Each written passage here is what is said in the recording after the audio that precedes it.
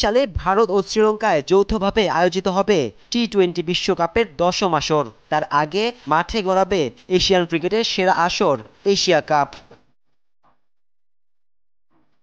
২০২৫ সালে এশিয়ার শ্রেষ্ঠত্ব লড়াই জমবে ভারতের মাটিতেই, যেখান থেকে টি-20 বিশ্বকাপের প্রস্তুতি সারতে পারবে এশিয়ার ৬টি দেশ।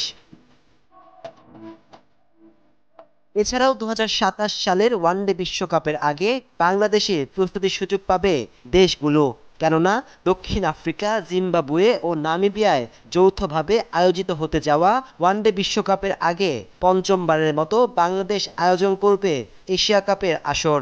বিশ্বকাপের কথা মাথায় রেখে ২০২৭ সালের এশিয়া কাপ লড়াই হবে ওয়ানডে ফরম্যাটে।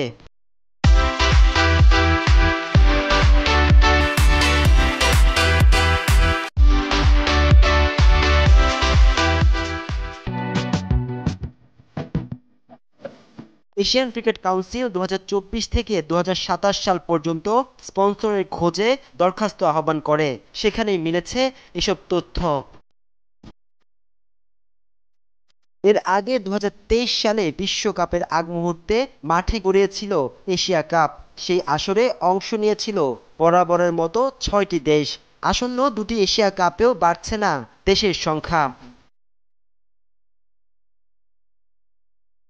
এশিয়ার টেস্ট খেলুড়ে ৫টি দেশ ভারত, পাকিস্তান, শ্রীলঙ্কা, আফগানিস্তান ও বাংলাদেশ অংশ নেবে সরাসরি।